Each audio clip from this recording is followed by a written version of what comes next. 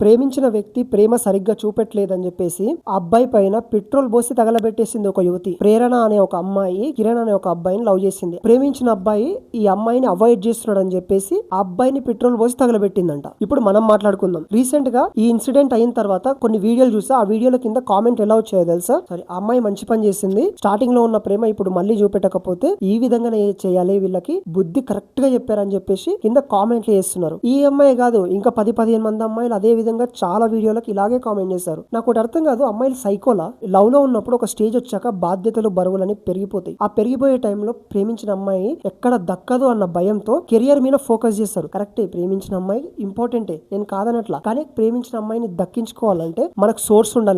వెనకాల ఏముండాలి? మనకి ఇల్లు ఉండాలి, కారు ఉండాలి, ఆస్తులు ఉండాలి. ఇప్పుడు ఒక్కో అమ్మాయి ఏమంటుందో తెలుసా? మంత్లీ 1 lakh, 2 lakhs, 3 lakhs సంపాదించే వాళ్ళు ఉండాలని కోరుకుంటున్నారు. రేపు పొద్దుగాల ఈ అమ్మాయి అతని వదిలిపోదు అన్న గ్యారంటీ ఏంటి? ఈ అబ్బాయి కరెక్ట్ గా సంపాదించకపోతే. ఆ విధంగానే కెరియర్ మీద ఫోకస్ చేసి కొంచెం మీ గురించి ఆలోచించకుండా కెరియర్ మీద ఫోకస్ చేస్తారు. అలాని మిమ్మల్ని పూర్తిగా పక్కకు పెట్టినట్టు కాదు కదా. ఏం చేసినా మీకోసమే చేసినట్లు. సరే, మీరు ప్రేమించుకున్నారు, కరెక్టే, బాగుంది. కానీ తల్లిదండ్రులు ఒప్పుకోవాలి కదా. అబ్బాయికి ఏమున్నా సరే ఈ కాలం తల్లిదండ్రులు అబ్బాయికి భూమి ఉందా, ఇల్లుందా, కారు ఉందా, బ్యాంక్ బ్యాలెన్స్ ఎంత ఉంది, ఇవన్నీ చెక్ చేస్తున్నారు కదా. చెక్ చేసే ఇస్తున్నారు కదా. కాబట్టి అవి అయితే సంపాదించుకోవాలి కదా.